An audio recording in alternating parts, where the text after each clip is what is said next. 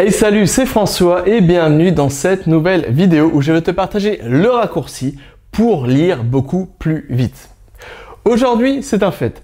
Aujourd'hui, on doit lire de plus en plus d'informations, que ce soit pour lire ses mails, que ce soit pour lire des articles, que ce soit pour apprendre, que ce soit pour travailler, que ce soit pour étudier. Bref, aujourd'hui, la plupart du savoir se trouve sur la forme écrite.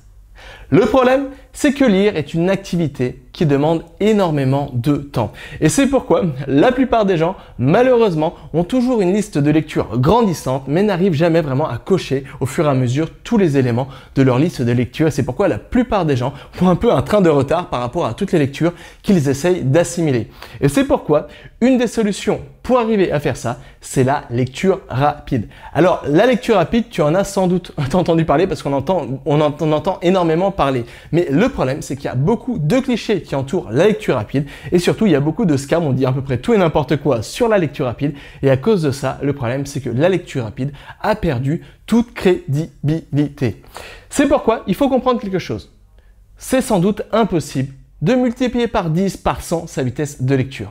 En revanche, on peut facilement multiplier par 2, par 3, voire par 4 avec de l'entraînement sa vitesse de lecture sans sacrifier son niveau de compréhension et de rétention. Et c'est pourquoi désormais j'aimerais te partager le grand principe derrière la lecture rapide et surtout ce que ce principe va changer pour toi.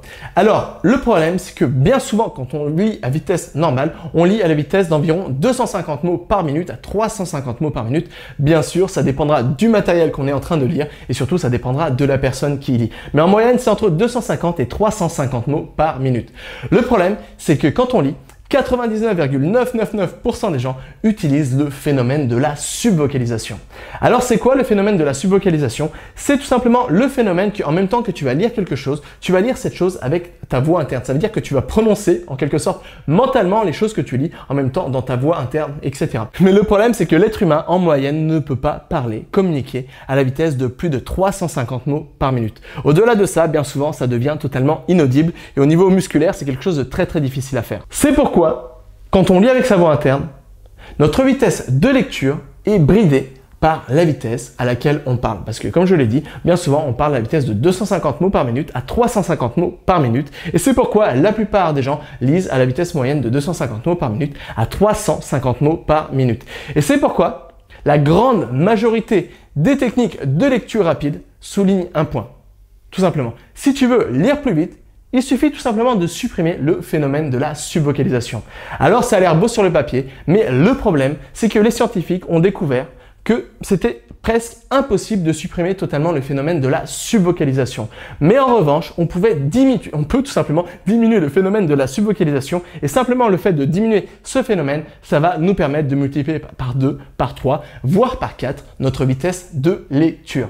Donc voilà, tout simplement aujourd'hui, si tu souhaites lire beaucoup plus vite, il faut tout simplement essayer de diminuer, non pas supprimer parce que c'est presque impossible, mais tout simplement diminuer le phénomène de la subvocalisation. Et une des astuces pour faire ça, c'est tout simplement essayer de lire plus vite que ta voix interne, que la vitesse à laquelle tu parles. Et de cette manière, il y aura un décalage entre les informations que tu lis et les informations que tu arrives avec ta voix interne. Et ça va te permettre de diminuer considérablement le phénomène de la subvocalisation. En fait, c'est un peu, tu sais, comme les avions de chasse.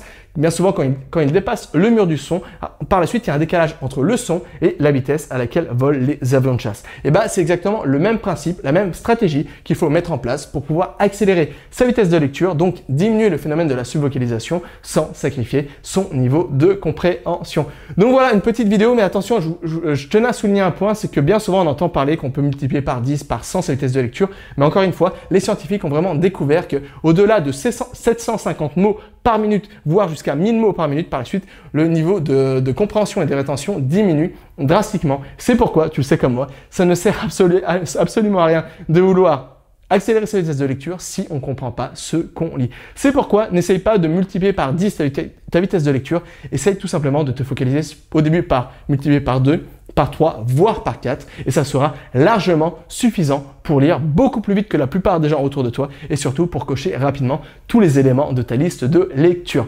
Alors peut-être que tu te poses encore des questions. Peut-être que tu te demandes, François, comment je peux faire d'une manière pragmatique, étape par étape, pour diminuer le phénomène de la subvocalisation, accélérer ma vitesse de lecture sans sacrifier mon niveau de compréhension.